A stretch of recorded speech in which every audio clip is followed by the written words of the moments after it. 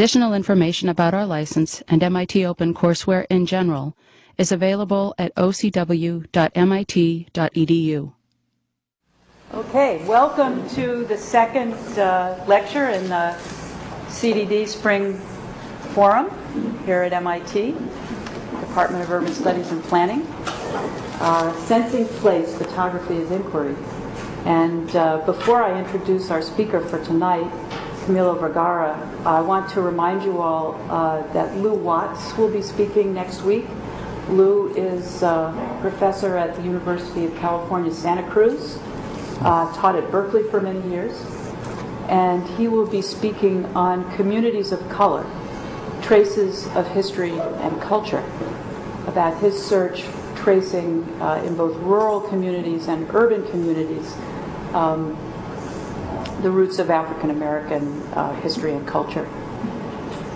I've known Camilo Vergara's work for some time, since his book, The New American Ghetto, was published, but I had the pleasure of meeting him just after American Ruins had come out in 1999 at a conference at the University of Michigan in Ann Arbor. And we pored over his book, and it turned out Camilo had a rental car and was planning on going in shooting photographs in Detroit at the end of the conference. So we hooked up and took a field trip into Detroit, into the train station and the old Packard plant, and really some extraordinary places. Camilo has been photographing many different American cities for decades, in some cases from the same place, coming back to the same street corner or to the same rooftop, looking down on the same scene, and photographing the changes over time in Camden, New Jersey, in Philadelphia, in New York City, in Chicago, in Detroit, and numerous other cities across the country.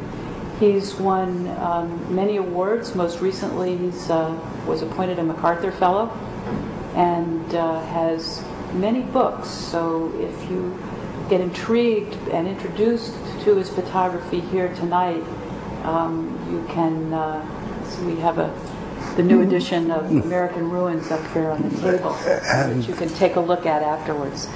I won't go on and on anymore. Camilo lives in New York, and he'll tell you more about what he does and how he goes about doing it and why. His background, by the way, is as a sociologist. Well, Camilo. It's a great pleasure. Yeah. Well, I'm very happy to be here. This is my second time here. I was invited about 15 years ago, and I spoke. There was somebody teaching urban studies here that had run for mayor of Boston a couple times. His name was Mel King, and he taught a course in urban history here, or urban studies. And there were two students who, I don't know where they had found out what I was doing. I don't think my book was out at that time, but I was doing some articles on different pieces, and I think something had come out in The Nation or something. And one of the students called Berg called me. And I spoke, I will never forget, because it was like an amphitheater. And it was all packed, and there were students standing up in the back, and it was, you know, almost like an operating room, except that it didn't have a cadaver there in front of me. And it was a very exciting thing. I was tongue-tied, more than I am now, and but it was a receptive crowd, and it was a great moment for me.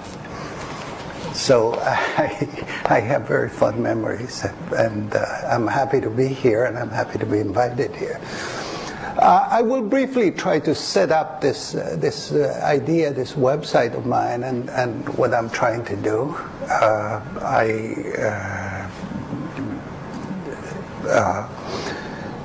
What I was trying to do is what I used to see one of my professors at Columbia do. He would take a hand like this, and he says, here, put the two hands together. Then you make an image of it, an impression. So how do you take a city and through pictures you make an impression so that that city is reflected in the images that you take? You realize that most images that make it into the history books or make it into the planning books, the different sources that they come out, they are either, from the city archives, they are either from union archives, they are from the newspapers most often, and they have to do with events, so that they don't, the city, the way cities happen, the way their ordinary life, the way street lays down, is not something of interest. Oftentimes, when it was of interest was when the city was first built. So you wanted to show how the main street was growing. And oftentimes you use time-lapse pictures. I remember one time researching this and finding out Brazilian cities. And I had time-lapse pictures of streets of Brazilian cities that showed, how the developers were, how the city was growing and becoming, in fact, larger and larger and larger. So photography was on the side of progress and growth. And my interest has always been just this process of the decline of the American cities. What happens to the physical city as capital gets pulled out, as jobs get pulled out, and not replaced. At one time, for a number of years, it was the government that would step in. And then all kinds of programs would be created, which then in turn would change the shape of the city. But more recently, the government has pulled out. And one of the ways in which you can see it, if you take some of the most popular, most famous, or better, if I could say so, urban history books, and you look by times, the times to which they go. If the books are more recent, if the books cover the last 10 years or so, you look for in the index for the number of times state and federal government shows up, and you see that the number is much smaller than what it was for books that deal with an earlier period. So, with that said, as a photographer, there are many photographers that have photographed poverty. Poverty being a separate thing that photographing a city. Poverty the photography of poverty tends to concentrate on the idea of a person who happens to be destitute. That never appealed to me because human beings don't change very much. I mean, they change in terms of the clothes that they wear, but seeing a poor person from the 19th century and seeing a poor person from the 20th century is something very similar.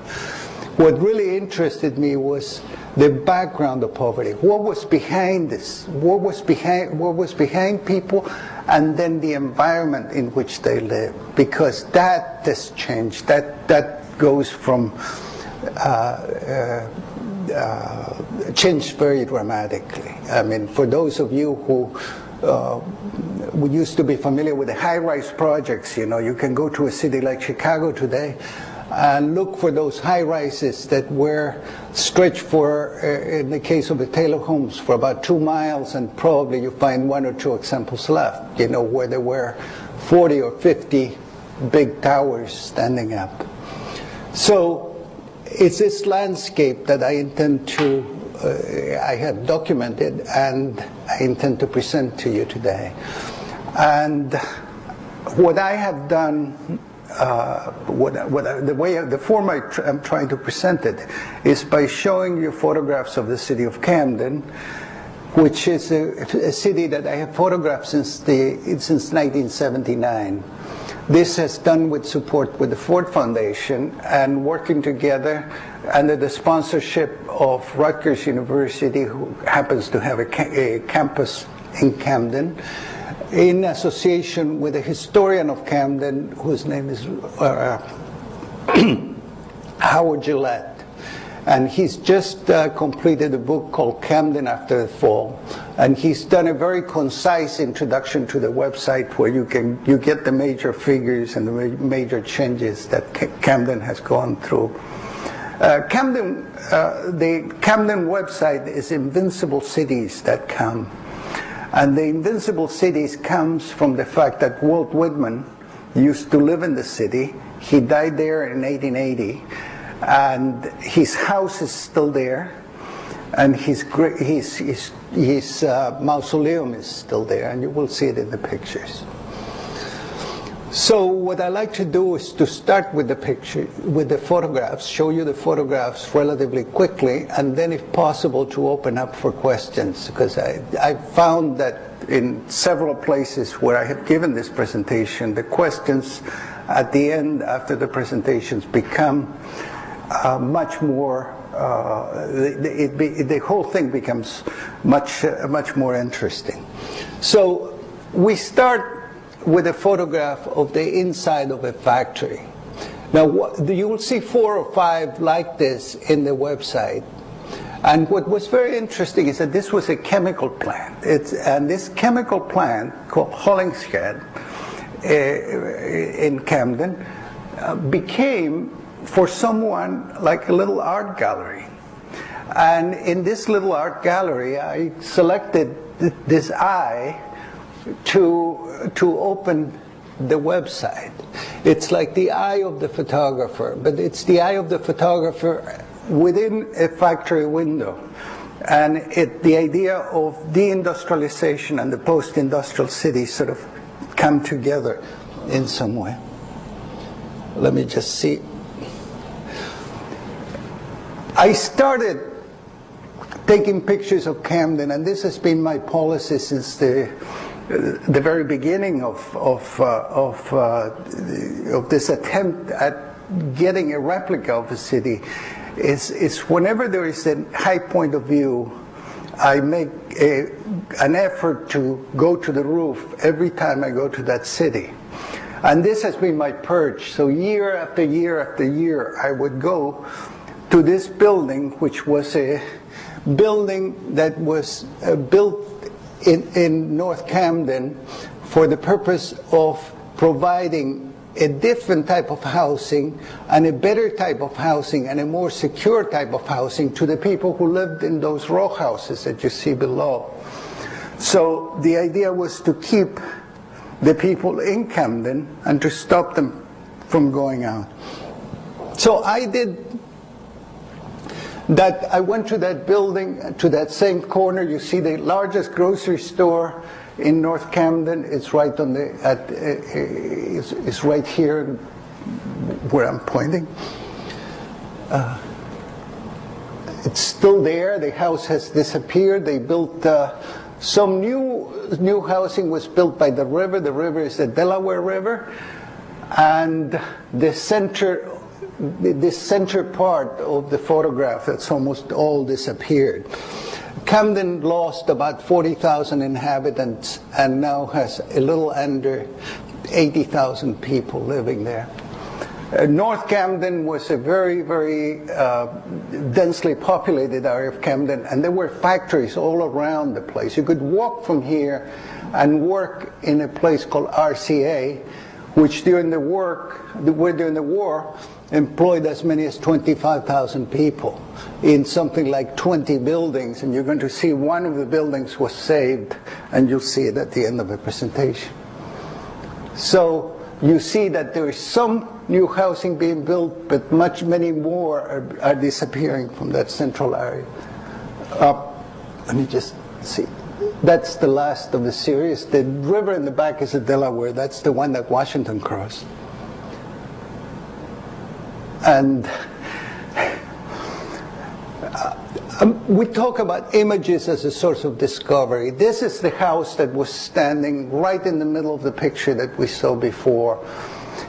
And what you see there is something that I had never seen before, and that is that children would go out, and I saw this more than once, and there was an abandoned house, and there was bricks that are falling, so that, maybe because there was no place to play, maybe there was no gym, no other place. So one of the sports, one of the games that was there was throwing bricks at a standing wall until the wall actually collapsed.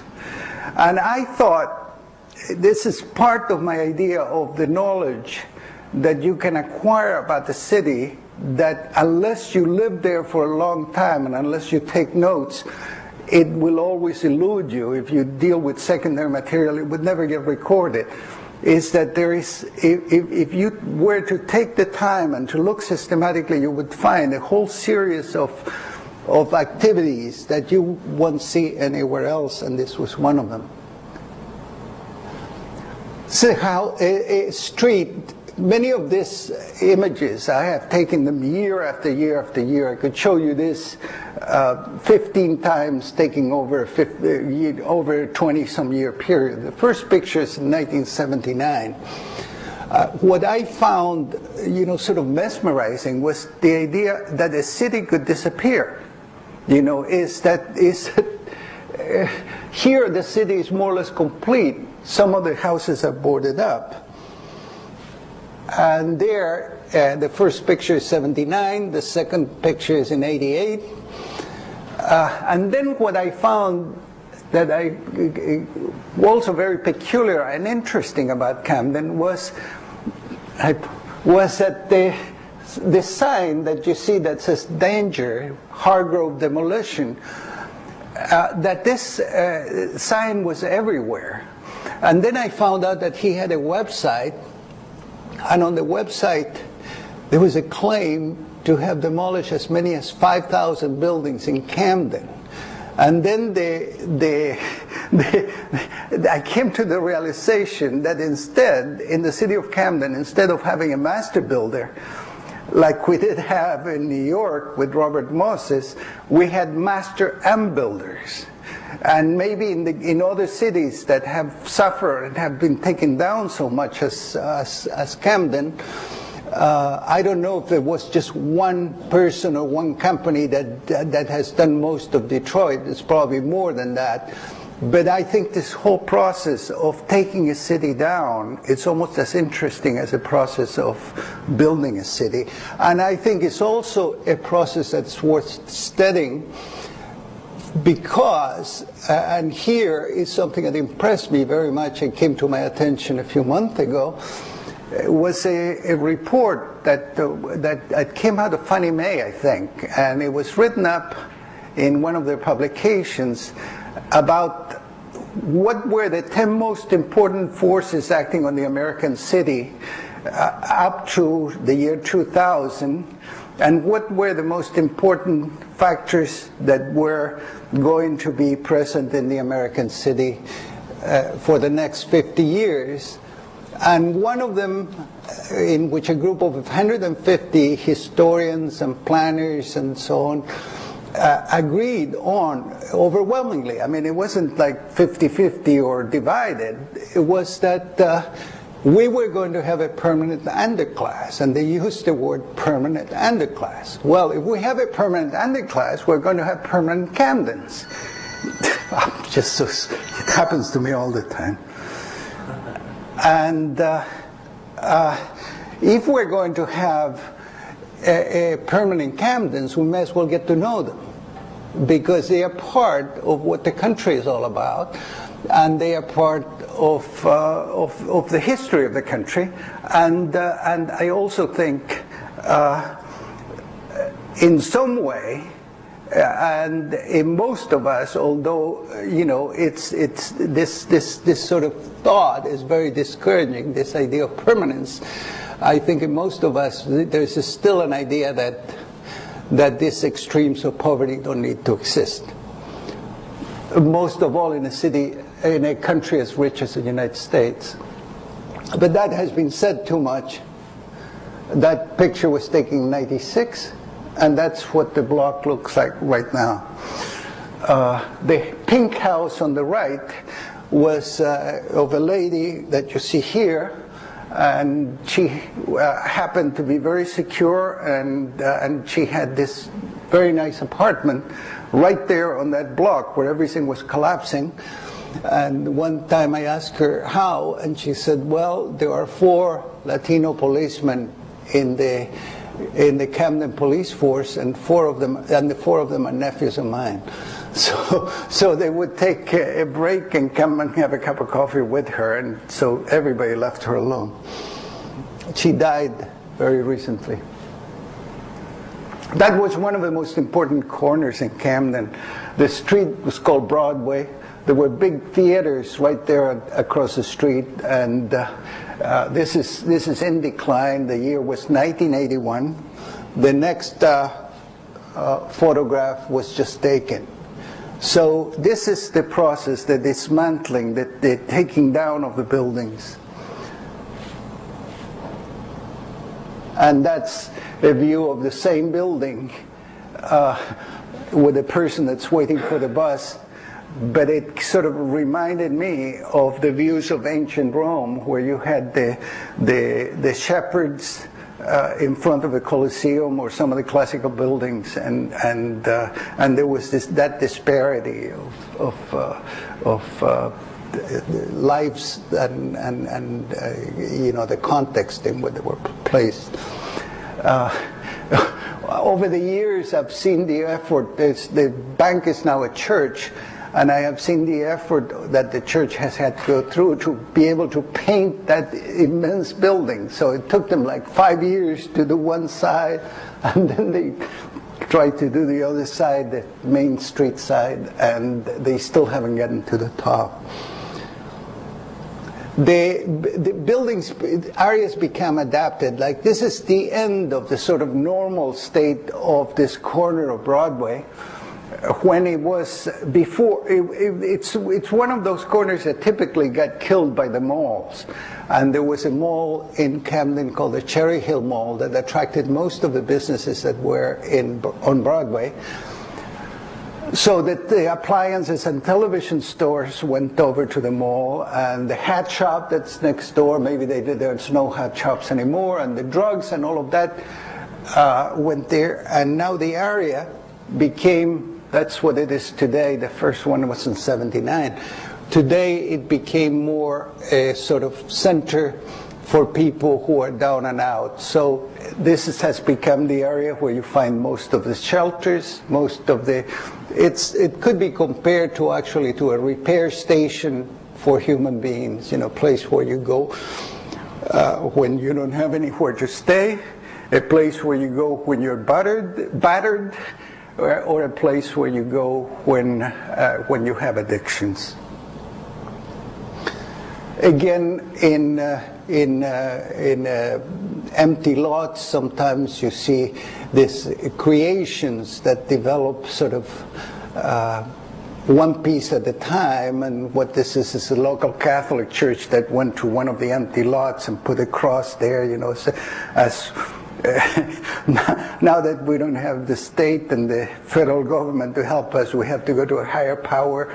And so they put this there, and then other people begin to bring their benches and their tire planters, and it becomes kind of a little sacred space that I continue to keep under observation. That's a church. It's of course the last of the row houses on this block, and probably the only one. And there you can see how it's the stoop that leads to that leads up. It's also used to lead to the house next to it. Again, another church. There's no shortage of churches in Camden. It's very cheap to get a building that you can habilitate and put a church in. It's also, the city is very insecure. Camden has, for 2 years in a row, was declared to be the most dangerous city in America. So you can see here that people don't take chances with windows and that sort of thing. This is an old church. This was back in '81, and it doesn't exist anymore. And that was a garage, and I went to service there. It's very, very long building, and you could see about 80 people inside of there. It's another one. And that's the back of yet another church. As you can see, I mean, the tragedy with the buildings like this, of course, if there is a fire, and people have to try to get out of it. And that's the last of an industrial neighborhood that was very near the New York shipyard, which was the largest industry in Camden, particularly during the war when they made ships. This huge shipbuilding complex. The whole neighborhood left. The church was kept. The church was originally a Ukrainian Catholic church. It's now a Baptist church. The sidewalks are all, you know, impassable. You can't walk the sidewalk, so people walk through the middle of the streets. The churches that were built by the old immigrant communities are still standing, like that one, but that one just recently lost the cross. One day the cross came tumbling down, and it's a huge church, so you can imagine that that cross must have caused some commotion when it came down. Areas like this are selected for a certain type of billboards that you see all over the neighborhood, and it's billboards like this that you don't put in any other neighborhood except the poorest neighborhoods in America. I saw this billboard in Newark too, because it was a New Jersey billboard. That one too. And that's the most recent one. It's sort of ironic because you look at it and it talks about paying and helping the children, and it's literally in a place where you know, the idea of money, it's such a rarity. So again, that's a police raid in a block. It's what happens. I remember in New York during the heyday of crack, you know, back in '81 or '82, people used to storm a building. They would just the police and the state police and sometimes the FBI would come in, and they would seal a building and then go like 200 at a time into the building, and people compare them to a sort of an earthquake or something.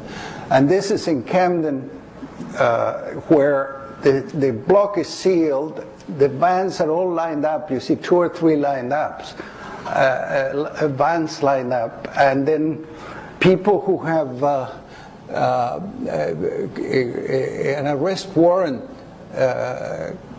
on their name are then taken on the vans and then taken to prison from there.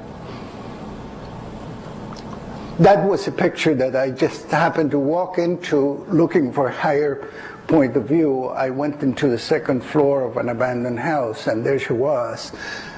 My first impression was that she was dead, and then I just went and get the cops and see, and actually she wasn't dead. The memorials, you know, which are the reflection of this violence. I mean, there's always a new crop of memorials. And in this case, a stop sign becomes a memorial. This is on Broadway. In here, it's 4 of the local boys that you know, they become sort of towering figures in the neighborhood. And the fact that they were memorialized in this way so infuriated the local Catholic priest that he came with paint and roller and painted over this figures. And at the same time, a whole group of drug dealers from North Camden came to scream at him while he was painting over this. That's a more recent one from East Camden. And this is one that it's almost like the masterpiece of the genre. It was featured in the New York Times about a year ago, and the reporter and the policeman agreed that this was sort of a gem of a mural. but at the same time they said, well, it has to go, because it glorifies the trade. That's another one. And then the city has all the signs that have been left, from the times when Camden was a city like many other cities in America. And there are signs like this. This is a store that, for some reason, still is functioning. But many of the other ones have disappeared, and they have left their signs there. Some of the companies and some of the logos have disappeared. Right? That's Christopher Columbus, that was put in a city park by the Italian community.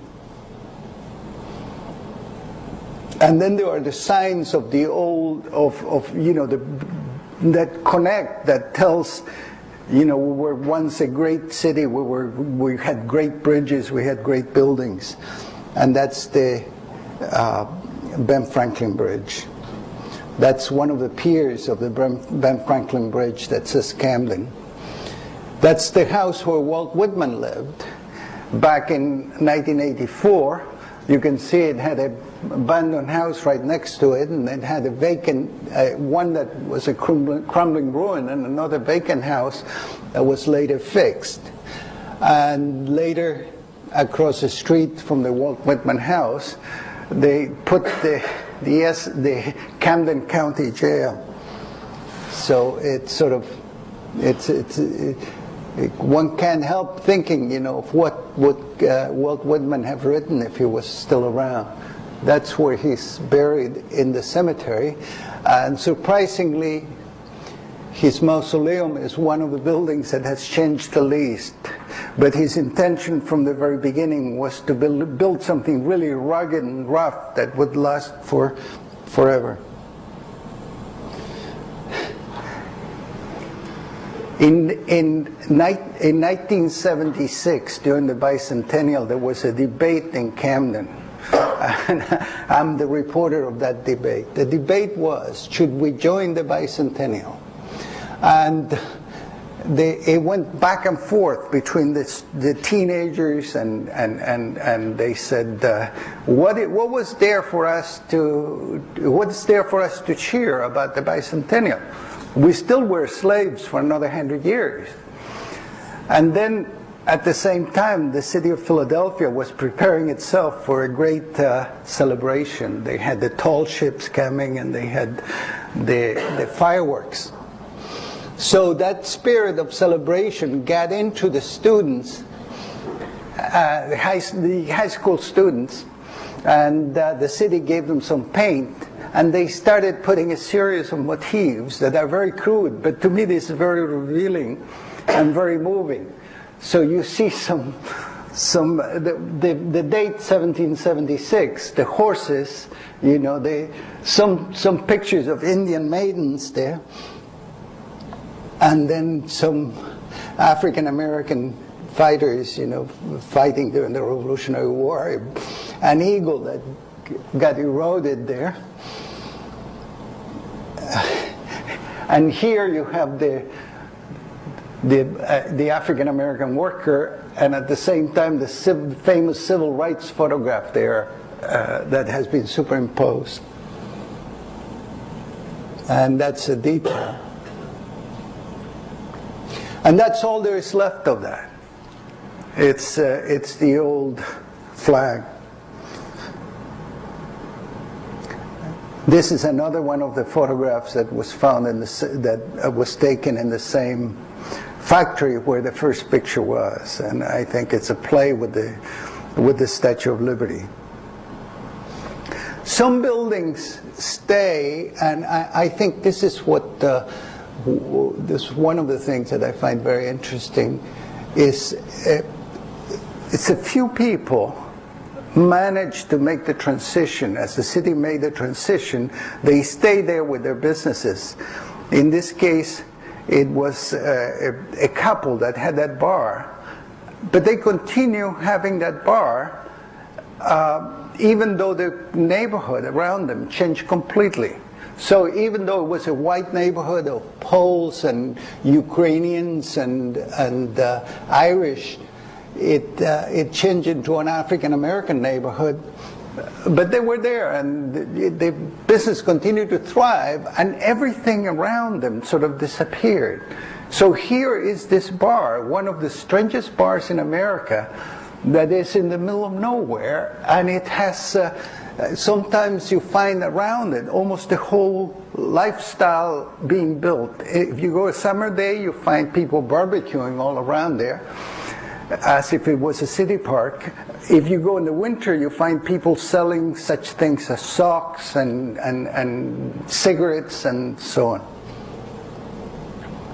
It's another one of the things that it's left behind that stay there, and that's a store in Camden, and that is a place that sells religious objects. Mostly to a Latino, to a Latino clientele. That's part of the eroded cityscape. That's what, some of the streets, or many of the streets of the city look like today. A house that has been sealed there and sort of preserved, standing, almost blinded. One house, and here is something that I do want to follow through this. What happens when there is one house that is either attached to a house that is abandoned, or where, like in this case, is attached to several houses that are abandoned? How long does it continue? What happens to the people inside? How do they perceive their situation? What is, if I go there next year, if I go there the year after, will they still be there? Or will they sell the house and give it to somebody else? Again, here is one that is occupied and is tied up to all those other houses that are scheduled to be demolished. You can see the sign there for demolition. Those are houses that will go very soon. Part of the reason why so many houses in this particular area are going is because the land itself was polluted there. Much of that industrialization, the heavy industry that took place, that was there and thrived, polluted the land. And depending on what the pollutants are, sometimes that can take 7 years, sometimes longer than 7 years to clean, and it's really a major undertaking. So this area is all going to be cleared, and the cleanup period is going to start. The houses start peeling, so this is the sense, you get the same sense in Detroit, in many of the other American cities. And then you start getting the older skins. I think of this almost as having an X-ray of the of the house, where you almost can date all those skins. When aluminum siding came, when this other asbestos siding, or all the different sidings that were around in the 30s or the 20s. That is the case of a woman that had to live with a vacant house next to her, and she had done so for 7 years, and in 7 years the house was still vacant. That's the house next door had recently been vacated. An elderly lady lived there, and she got too old and she had to go to a hospice, and of course the house was burnt, but next door they continue to live there even though it's wide open. It's a similar situation here and here.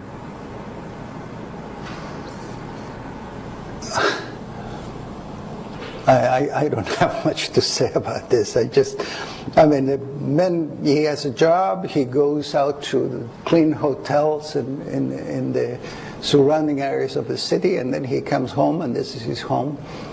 and he's doing some cleanup and some painting efforts that go just part of the facade. That's another example. The institutions too pass a certain point. Up to a certain point, they were like the institutions anywhere in America, and then they began to be built in styles that were only adapted for the inner city. And this is a case of a school. You know, I'm sure that if you go to some other cities, you know, that are more affluent, you won't see schools that look like this. And the irony, of course, is that the schools put this big flag there. That's another example of a school in Camden. Some of them may have been adapted. It may have been that the style, it's a style that was built in the 60s when they still thought that maybe this situation was not going to be permanent, and then they put those metal cages on the windows afterwards. That's a sign from another one of the schools. That's a daycare center, also from Camden. And those are the leftovers of industrialism. That was a smokestack that was it's been demolished since then. The house is not there. It's a picture back in 1982. The interior of a factory that's first used to, it was a chemical plant, and then later is used to store materials, and then that's taken down, and what they do is they use it as for paper recycling. The top of buildings are used as antennas, you know, to keep cell phones going, and this was this drum antennas that are not used anymore, not in use anymore, but now you don't take them down, so they stay there. There's this sort of cumulative sense where you take layers of antennas, so you go into the different type of antennas today, but the old is left there. That's an extraordinary sign insofar as you're trying to sell some property, and it seems to me that it's more to discourage people from buying it. It's in an area that is polluted, and finally the homeowners had to make a deal with the city and sell, and this is what their blocks were like. That's a view of one of the houses not far. And also in this combination between what is left there and stays there, you know, like the drums in the building that we saw before, the boat that gets there, that somebody back 20 years ago thought, well, I'll buy this boat, it's cheap, on my spare time I'll fix it, and then it stays there because once he got it there, it was vandalized, and he realized that it was going to be much harder to fix it, but yet stays there. Gas stations.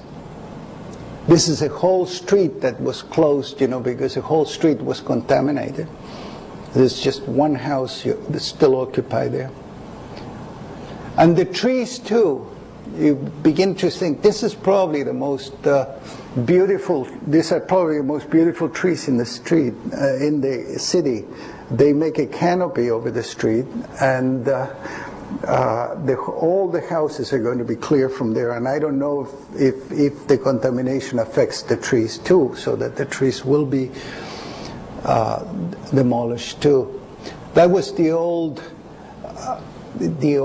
Carnegie Library, the Camden Free Public Library, that was put there in 1904, and then it was abandoned, and it had trees growing inside. And there you get a sense of the sort of elegance that was there in that library. That's what it looks like today, as there's a plan to refurbish the library and put it to use again, you know, if it doesn't crumble altogether.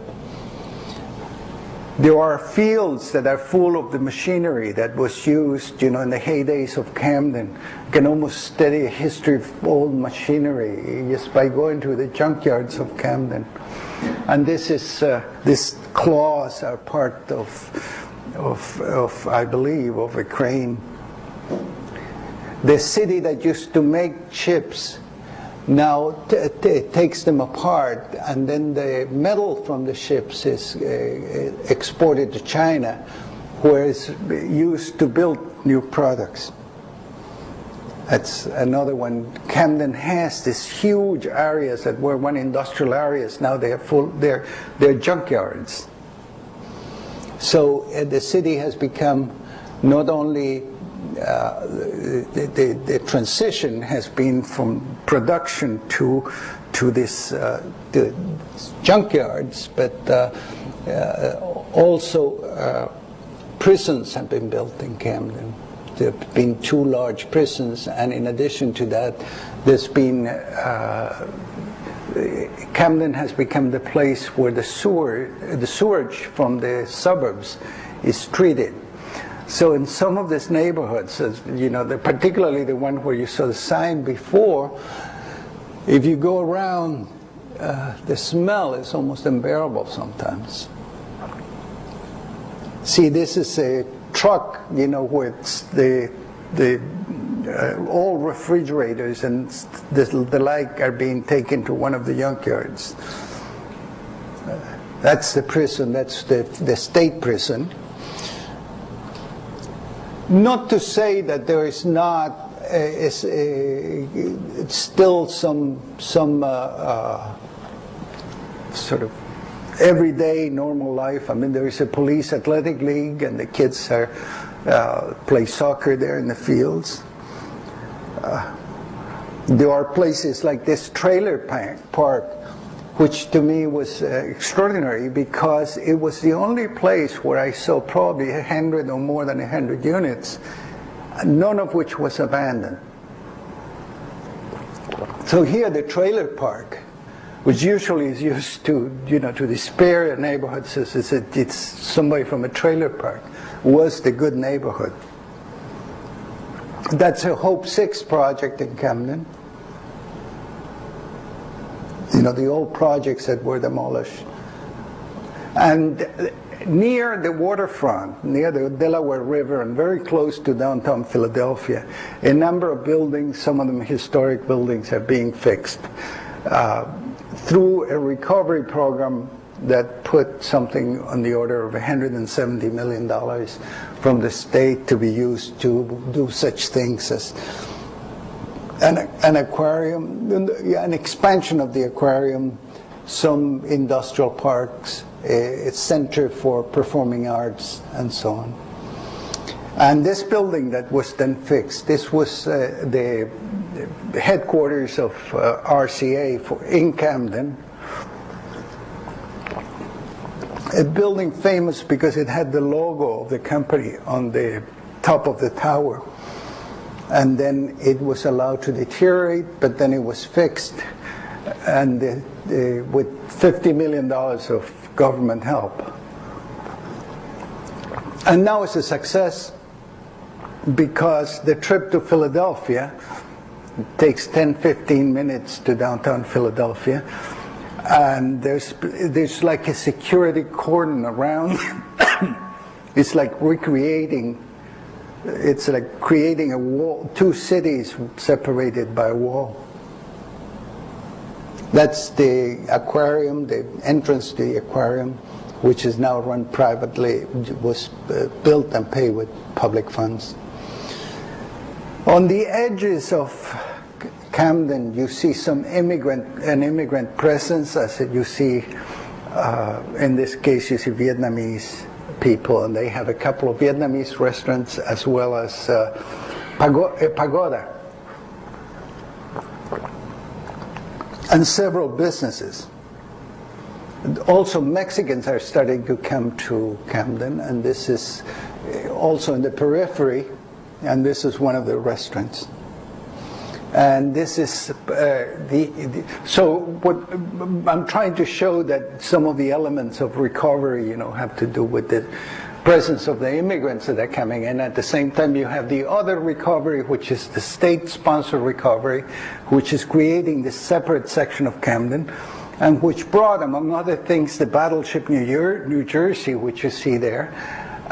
And the city of Camden bid for it, and they finally got it, and that the idea is that it attracts visitors and keeps the city, the visitors will spend money there, and that will keep the city alive. So I'm very glad to have spoken here. I hope that this was of interest to you and that you have many questions, and I hope I'm able to answer them. I'm particularly happy to see my friend Keon Park here, with whom we go a long way, and we worked together in Detroit, and we did a show on Storefront of Art and Architecture in New York, which he used to run, and I'm very happy that my friend Anne brought me here and be able to talk to you. So let's see if you have some questions, and let's have a discussion.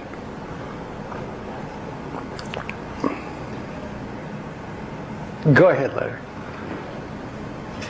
The power of your narrative on Camden is really quite immense, and though what you presented tonight was in the end balanced by some of the more positive things, it would have the overall effect of documenting decline of the city.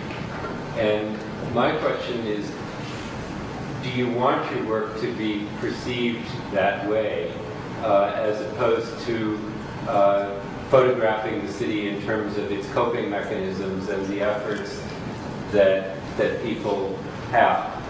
Given that photography is such an important way to image and re-image places to those who don't visit. Yes. Does it concern you that people would come away from your work feeling more despair about Camden rather than looking at those images that you saw towards the end? And what is the role of a photographer in caring about the future of a place? When the story is in part one of destruction and decline? Well, I think it's a fair question, and it's a question that I've been thinking about for a long time. And, that's why I preceded my presentation by quoting that survey of historians and planners. And by quoting by starting with the idea of the permanent condition, I think that the main role of somebody that is to see and report has to be to do that in a form that is as complete as possible.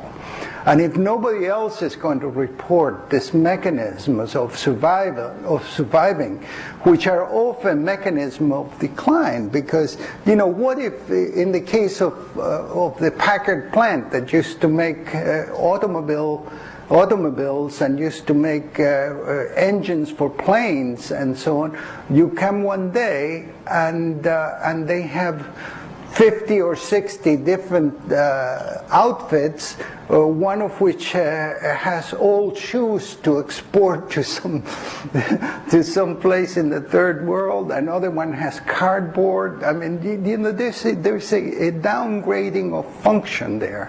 And it seems to me also that some of the ways in which we've gone about, trying to get the capital, the force, the vitality back into the cities have not worked and are not working now. And the people who keep on talking about the metropolitan area, they should be a metropolitan area. I mean, you don't see any eagerness in the suburbs to say, look, I'm going to share my wealth with you. Sure, taxes will help to pay something will help to pay for better schools for Camden or something or other. Because if you do the math, you realize that the metropolitan areas and all of these areas, they're very affluent, and it wouldn't take very much to improve significantly the conditions of Camden. Yet the moment you start hearing the politicians there, the way they defend their money, their turf, the way they don't want higher taxes, you don't imagine that is ever going to happen. So then what are you left with? Well, what you're left with, it's a powerful weapon, which is the internet. And then you sort of have to go into forums like this and say, look, look at my website, and the hope is that somehow, it may not be it may move someone that it's not from the immediate area, it's not from the metropolitan area, it's not from across the river from Camden, but it may be from thousands of miles away, and say, look, there may be something I can do in this city. I mean, in some ways you did it. Kyung, you went to Detroit and you were there and you tried to start something in Detroit.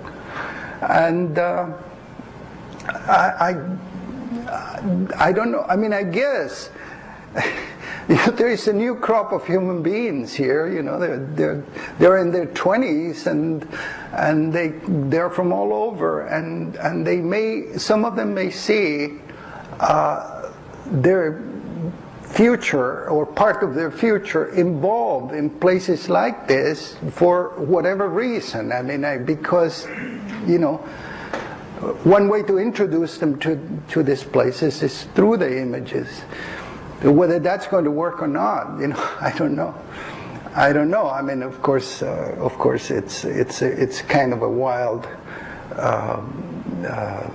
statement, to say, sort of not very realistic. But then again, what else is there? What's your view? What do you see the future of this place is like? You think Gary's going to get any better? Detroit?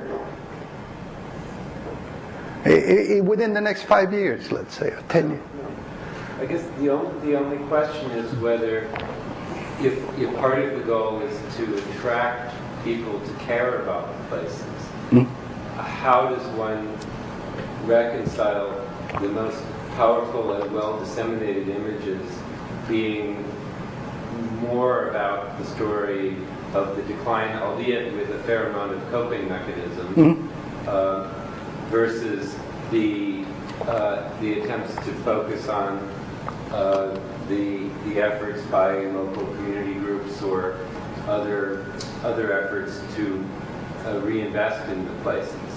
Do you feel that by becoming the self-appointed documenter of the city in a way that goes beyond what others there are able to do by the virtue of the quality and dissemination of your work, are you moving that city in the direction that you'd like it to be, or does it run the risk of scaring people off from investment in they already are, Larry. They already are. They're out of it. They are not. The money that's coming in, it's government money. There is a company called Cherokee that wants to tear down and get 1,000 people out of their homes and build 5,000 homes. But it's a program, I mean, every year it gets postponed, one more year, and we don't know what the impact of that's going to be. I mean, to sort of create that ribbon by the waterfront that is separated from the sort of core inner city place. I realize it's a tough question, and I don't have an answer for you, but on the other hand, I mean, somebody has to tell the story of the sort of nitty-gritty of decline. The story of what it's like if you have your home, if you clean your front yard, if you put your plants there, but you still have an abandoned house next door to it, and you still live with the fear that that's going to catch on fire and burn your place, and you probably can't sleep very well at night. I mean, you see, whether it's the whole idea of being able to do something which is perfectly balanced it's of course unreachable, and you know, for one person it's a very difficult one. So in 30 years of photographing Camden, there's never been a case where that one inhabited house next to the abandoned one has been followed by a rehabilitation of the one next door? I'm sure it has happened. I'm sure it has happened. But you see, what happens, and I think this is when you use images as a source of discovery, is that you discover the questions too. And I tell you, it took me 29 years to realize that this is a way in which a problem was being posed in a very stark way. And that it could be, it can be done, that someone can do a very beautiful piece of research because the places are there, the addresses are there, and then we would find out the answers to what you're saying. My job is kind of put it in front, you know, here, this is one thing. I think that also restores the dignity to the people who are still there and holding out. You know, I mean, most of us would have left. Right. But all I'm asking is whether you did ever find a case where those people who are holding out were rewarded by reinvestment next door as opposed to the building falling down. Well, I guess my answer in a roundabout way is that I've been slowly trying to get to the usefulness of this approach, you know, rather than first you look for an impressionistic way and say, look, this gives you an impression of what this is, and then you start doing the systematic way. And now this pairs struck me as being something very powerful about a year and a half ago. So I'm sure enough, the next time I go to Camden, I'm going back to all those addresses. I have about 20 addresses or more than that, and then I will know some of the story. But you see, I'm trying to invent a research tool all by myself. And I'm not... Great examples to work with. But can I ask the gentleman a question to him? Why are you... I'm not quite sure what you're trying to get to, but maybe I could ask a question turning it around the other way and say, do you think it's better not to photograph and present these things? Oh, no, not at all. I just, what I'm trying to understand is what is is it all in one direction, or is there a selection in what is documented that is meant to tell the story of decline, and what happens to a photographer that is confronted with contradictory evidence about some things moving in one direction and some things going the other. It's no problem about the contradictory material, because it does go down and the other way. Yeah. Let me jump in on this, Sure. because I think that to me, the most poignant images that, among the most poignant images that Camilla showed are these recent ones of these pairs of houses where someone is caring for a place in the face of all of this devastation around them. And these are recent photographs, and essentially what the question that I want to ask Camillo is to describe a little bit about how you choose the places where you photograph, because I think you must think very deliberately from the beginning about where to go. So don't forget, he started 30 years ago? Yeah. Started 30 years ago, he had to make some decisions. And so how did you decide where to go? And then how did you then branch out after a while and start finding other things like these pairs of houses? Yeah. Well, you know, you start because you want to show what extreme poverty and the environment of extreme poverty in the United States, urban poverty, is like. So you figure it's like Jacob Riis. So Jacob Riis goes and photographs the lodging houses the apartments where people do piecework, where entire families live in one room, the alleys where the bandits are, the child labor, all of those things. The difference is that Jacob Riis thought that he, through his images, could bring change and could bring the abolition of types of buildings, of overcrowding, create sanitary conditions, create a healthy environment. The difference is that we've seen these situations in some ways get worse over a period that by now I take it to be about 50 years. So it seems to me that the strongest representation that you can make of this thing, the sense, and I'm really, you know, I mean, I think you and I are sort of past, you know, you know, and I think I'm addressing the 20-year-olds. I'm addressing the 15-year-olds if I could. I mean, if I have to go, I said, look, this is here. They tell you, this is your country. They tell you this is going to be permanent, that it's going to be here for the rest of the time you'll be alive. Do you think it's right? I mean, I don't say that thing. You'll never catch me saying it unless you kind of press me. But I think that it's my hope that that is going to get some sort of a response. You know, and maybe not, you know, maybe not. I don't know. Let me just get one more and then you can. Go ahead. There was an exhibit last year in Berlin on shrinking cities. Yeah. And they documented 500 cities that were in decline, post-industrial cities. So it seems to me that it's a global phenomenon, that it's part of advanced capitalism and yes. something that's happening throughout the world, and I don't know whether there's a clear analysis of that.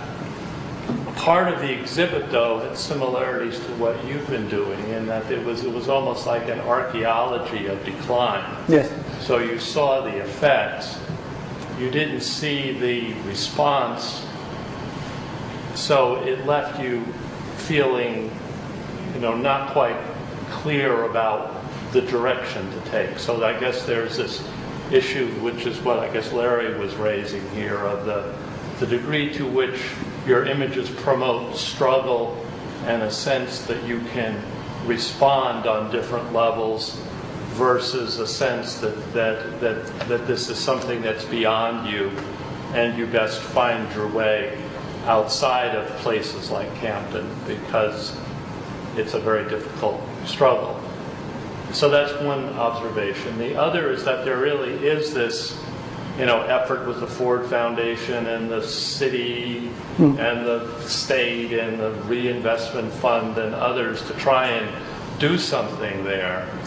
But you don't really have an honest dialogue about the effects of those kinds of efforts. What's really working, what isn't working, what have you learned, all of that. So in the places like Camden and like I think there's Sandtown, Winchester in Baltimore, where there's been this big effort to turn around a really distressed place, you don't really see what exactly has worked. So that's a little bit, you know, in terms of those of us who want to do something about this are always kind of left feeling that there's a big thing here to be dealt with, but the lessons learned are not necessarily drawn out. And I think you've documented what in fact happens if nothing is done, but you leave open whether or not anything can be done. Oh, I think that's fair, and what I find, what interests me is to try to the utmost to make the places understandable. In other words, I think what you say, and Kyung was involved with the Berlin project, you know, I think having an involvement with a place of 26 years allows you to be able to follow certain stories, and those stories will make people relate to the place. I mean, the stories sometimes may not be stories of great achievement, you know, just putting a few paintings on a block or two of Broadway in Camden may not amount to very much, but it's certainly illuminating in terms of what was like to be a teenager growing up in Camden, and how do you respond to this situation of obviously living in conditions of extreme poverty across the river from what looks to you like a thriving center city. So it's how do you relate to it? You see, to me, the great problem with these cities, you know, and I think it's just as true of Gary in the end. I mean, I think Detroit has gotten some interest, but there are many other cities too that have like walls around them, so that what happens there just doesn't count. It doesn't make it. It's not there. It's not in the books. So it's that vacuum that with whatever I can do, that I want to fill up. I want to say, you know, look, you know, this building is from a time when Camden was like any other city in America, you know, when it was quote unquote normal. You know, but then things like this happen as the time progresses. And of course there are reasons for that, and there's much more than what I can say that other people can say. But I'm making a pitch. I'm also saying, and I'm glad to do it here, that this is a legitimate course of study, and I'm happy that for the first time people like Tom Sugrue and Howard Gillette and Robert Self are taking these places and are writing monographs, you know, about Oakland, about Detroit, about Camden, New Jersey. And they will be there will be something that you cannot put a wall around, because we're very good at putting walls around things. I'm sorry. You like to, let me just. And I'm also a photographer, and I've done several cities. And I definitely agree with you of the importance of being able to see and feel the marks of the city over a period of time. It's not something that can be done overnight. People want to do it as a complete dedication. Yeah. Took me 15. I've done the city for 15 years. I've done Berlin for 10 years. So, and what's happening is not only that we're seeing the decay of cities, but we're also seeing the booming of cities. Yeah. I mean, as we speak, there's 14 cities being born in China with 4 million people as it is. Oh, sure. And so it's the marks of immigration, it's the marks of culture, it's the marks of, and that's what we're photographing, whether it's poor, it's rich, it's wealthy, it's a suburban, or it's an imploding neighborhood, whatever it is, it's just a mark. And it should be photographed and be taken for what it is. Yeah. Thank you. Thank you very much. You want to say something? During this period of time, did you really sense that the decay happened at different rates as it went along? Was there one period where it just really hit? And also, is that coincided with other cities across the country, so it was really a moment in time where this really took off? And do you feel like now that it's sort of in remission a bit, or slowing down as far as the rate of decay? Welcome. Sorry, I haven't seen him for several years.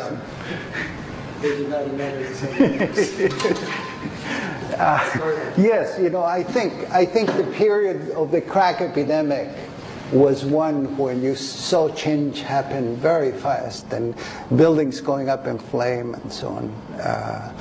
And so I don't know. Sometimes I get that sense, you know, like that block has gotten a form, you know, maybe the new form, you know, of the repair corner for people, you know, with the pizza place and the shelter for battered women and the shelter and the, you know, the methadone clinic and, you know, sort of the new commercial block, you know, the new form of the commercial block. You feel that at one point that is, maybe it's going to be like that for the next 10 years. Now, one thing that I didn't say at the beginning, and I know that somebody asked the question, how do I pick what I pick? Well, I pick all tall points of view that I can get access to. So if there is a bridge, I go up the bridge and photograph from the bridge. If there's a tall building, I go up and photograph from the tall building. I also do the major commercial street with a lot of care because I know the importance of those streets. So I do it almost systematically, you know, every block, at least one picture, 2 or 3, and try to stay with that. In the case of Camden, I did the street that had the, and this was sort of insane when I think of it, that the street where the drug trade was the most intense, and that was Bailey Street. So you have a site, if you click on the Bailey Street, you see what a street that had a very heavy drug traffic was like. In addition to that, I either drive around or walk around most blocks, most neighborhoods, most alleys, try to go inside wherever I can go inside. If I can go inside factories, if the factories are open, if they will let me go in, I'll go in. So once you start putting the dots on the map, you know, you get a sense right away of where you know, what you're covering and what you're leaving out. To me, it's also very important, and this, I think, it's you see, when you take the sort of propagandist photographer, you know, let's take, and I say it with admiration, let's take Louis Hine, that said, let's abolish child labor, you know, and what do you need to abolish child labor? Well, you show the injustice of it. You show children and the machines where they work. You look at those pictures and you think, this is terrible. This should not happen. We don't need this to happen. We don't need these kids to be doing this. We need them in school. We need them, you know, getting a healthy air and exercise and all of those things. But on the other hand, you don't see anything else that those kids did. You don't have any idea of what they sang, if they sang anything. You don't have any idea what their homes look like. You don't have any idea if they made any drawings or anything. That's why the drawings, the art, the forms that are created by the local residents are so important to me. You know, that's what those memorial walls that I show are so important to me, because they are the product. They you know, they reflect the spirit of people who do live there. And you know, so that it's building over time. Take care. Have a good day. And you know, those are the basic things that I try to do when I photograph a city. I'm sorry. You go ahead. I see your work very much as being a witness and a taxonomist of a certain class of cities in the U.S. And you've done this for, you know, about 3 decades. Yes. Leaving those 2 roles aside, or otherwise sort of collecting from your experience in those shoes, what insight can you give us, or what have you learned about, you know, what cities are and what their cycles are, and where their resilience or lack thereof and their hopes could be? That's a difficult one. I mean, you know, people think that the best thing to do, I mean, this I've heard from, I'm sure you also have heard it, you know, that the best thing that people in Camden or in Gary could do is just pack up and go somewhere else. You know, it's, now they're saying it about New Orleans. Of course, they are out.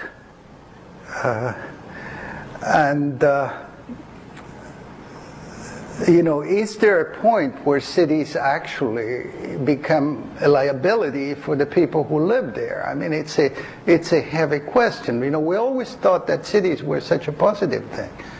that city is the crowning glory of civilization. It's the place where the mind can function, with most intensity, with human beings become engaged, and then see them really as dead places, places where you should encourage. But then, the other problem really is that we have no place for the people who live there, even if they wanted to get out of there. Where would they go? Can you imagine all the set of problems if they went to the more affluent South Jersey suburbs, people who live in Camden, and said, look, we're here, we're willing to move out of Camden. What would happen? I don't know if this at all answers your question, but it's an important question, and it's important to think. And I think, to me, I think as long as you can keep your mind interested and focused into different aspects of this city, as long as you can keep that the process, that the changes engage you as either by going to the website or by being able to read it in the city itself, there is a possibility. I think the really dark, hopeless, moment is when you say, well, there's nothing here. There's nothing, not even the stuff that may interest you because it's quirky, or I don't know. Anyway, go ahead. I have a question about how you take pictures of places you take pictures of. And one of the things that I noticed tonight was that, and in one of your responses to the questions, you mentioned it, and I won't rephrase it exactly right, but basically saying that you're not interested in events per se, but in longer term changes over time. And so I wonder, but some of the stories that you told talk about things that happen in those places. So yeah. I wonder when you're in Camden, whether you take photos of political rallies or church services or parades or the police arresting someone, or the kinds of images that we think of as like the photojournalist image that goes up on the front page of the newspaper or shows up on the evening news, or that documents a story of a community of people, an ethnic pride parade, or the MLK Day parade, or things like that. So my question is, are those events that you attend, but you're interested in showing other kinds of views of the built environment of the city, or are those images that you take, but then when you edit and you decide the story that you want to tell, those are ones that you tend to leave aside and instead focus on the slower pace of change in the built environment? Well, a policy that I consciously took from the beginning of my documentation was to sort of leave to others what others were already doing. So since I lived in New York, there was plenty of poverty in the Lower East Side, but there were plenty of photographers that were photographing the Lower East Side. Why do you want another one? So there are plenty of photographers that do those rallies, that do those festivities and so on.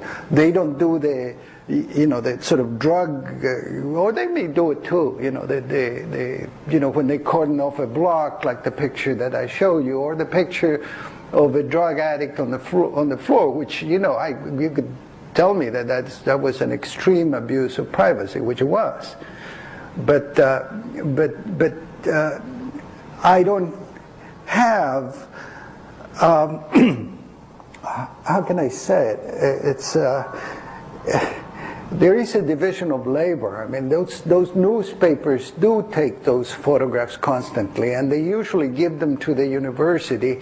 So Rutgers Camden at one time will get all the files from the Courier Post, and they will have the 80,000 pictures or 100,000 pictures, and they will get a big write-off for taxes, and they will have a huge number of photographs of precisely those things. I don't know how well, how can I say, identified they will be. I mean, mine are, you know, I made sure that they are very well identified by place and time. And if there is anything else to add there, I put it there. And if there's anyone to ask any question about what's happening, I ask there. But that's the reason why you don't have those photographs there. I figure if that's going on, I mean, you see, there's a basic idea here. The first time I spoke as a documentary photographer ever was at the Museum of the City of New York. And I show similar pictures of this, mostly from the Bronx. And some of my students said, "You call yourself a documentary photographer? You show us a bunch of pictures of buildings." He says, what is this? And well, now the answer is the buildings speak for people. You know, you can see the hand, not just of time, but also the hand of people in the way the environment changes. We just have to learn to read it. Go ahead. I wanted to ask, are there any other northeastern cities that you might parallel Camden with? And if so, you know, what cities are they, and have you seen, how many parallels have you seen? Because to me, Camden almost seems more like one of the Midwestern cities. Yeah. I think it's become isolated, and it's, you know, if you look at Philadelphia and Baltimore, like in the early 80s, when there were just massive problems, and such a huge part of the city was, you know, ghetto, basically. You know, Camden's never, Philadelphia and Baltimore have started to come back, and Philadelphia has really come back, but Camden is like this isolated place that it reminds me a lot more of Midwestern cities. East St. Louis really and so having trouble recovering and revitalizing. Well, you know, I think there are parts of Philadelphia where I feel like I'm just in Camden, you know, in North Philadelphia and parts of West Philadelphia like that. I could have shown you some pictures of Philadelphia scenes. Yeah, Camden is extreme, and I think it's important because it's extreme, and I think it should be shown, you know, with as much, how can I say it? You know, they always told me not to use biological analogies or medical analogies, but if you wanted to show the case of something that's present in the body, you know, you want to show it in its maximum expression, you know, where it's strongest, because there is where it's easier to understand. If you can do that, I mean, and the United States doesn't have a lack of places like I mean, Benton Harbors and other, the big places, big parts of Chicago, and now there's a number of suburbs in the south side of Chicago that are very much like this, Robbins and Harvey and so on and so forth. I mean, the list is long, so it's not like I'm singling the one terrible place, and certainly Detroit is. It's another story. So I don't know. I don't know to what extent. I don't think Camden is the exception. Camden is it's a. But I also think that through Camden, you know, the whole theme, this story may become, you know, more poignant, more, you know, may draw people in, because it's extreme. Go ahead. Your work essentially has to do with deep time, and in that sense it's sort of different from the instinct of photography to capture a moment, a great shot, or something like that. So my question is about when you choose to photograph, really over the last 26 years, of whether there is some significance to taking a picture in 79, and then in 88, if I'm correct, and 96, and so on. Do these points in time have some significance? And also, when you go to a place, there are, you talked about what you choose to photograph, but then is there a time of the month, the year, or even the time of day that you choose to photograph at, as opposed to, do you try to avoid something? If you try to avoid events, which you already talked about, so you may not photograph when there are events? Well, what I try to avoid the Chamber of Commerce. I think you attribute too much to, to sort of will. I mean, I don't have those choices. I started Camden because I had a chance to get a job for the state of New Jersey, and I was working for the energy department, and I managed to convince them that to create a position for me that would involve getting me to the most depressed cities in New Jersey. Because I sort of said, look, we don't have a presence in Camden, we don't have a presence in Patterson, we don't have a presence in Trenton. And so I had a state car, and I had the possibility to organize meetings and so on in Camden, so I had a chance to photograph there. So I could only photograph when I had meetings there. I couldn't just say, look, the weather looks perfect, now I'm going to, go and take these pictures. And the years, oftentimes there are many more pictures than what you saw there. But I just selected those because those shows change in a more clear way. It's the choice becomes a problem, because obviously the people try to, they tell you all the time, I mean, you're following your instincts, you're expressing yourself, you're recreating your own private personal history, and then you build the system to defeat that so that people can't say that, because I don't put the tall buildings there, somebody else put them there, and I pick the light in a way in which is not interesting light in terms of, lights and shadows or angles that are really fancy, but I take pictures straight on. Because those are the ones that are easy, make it easy to read the building, to sort of duplicate the building, to give you another view of it. As far as, the using of time-lapse photographs. I mean, ever since the beginning, I had the feeling that the best way to proceed was not to think that one picture would tell the whole story, because it was absurd. I knew that this was insane to try to take, one picture of this building or one picture. I thought from the beginning that pictures were like building blocks. And if you wanted to build something, you needed to take a whole lot of them, and a whole lot of times, and then you get a sense of what was happening, and could engage others in that. I think this is a good place to end, and to thank you, and also to remind folks to visit Camille Rivera's website, InvincibleCities.com. It's really an extraordinary site in the way that it puts photographs and together and presents them not only in terms of time, but in terms of a fairly sophisticated mapping, interactive mapping technique.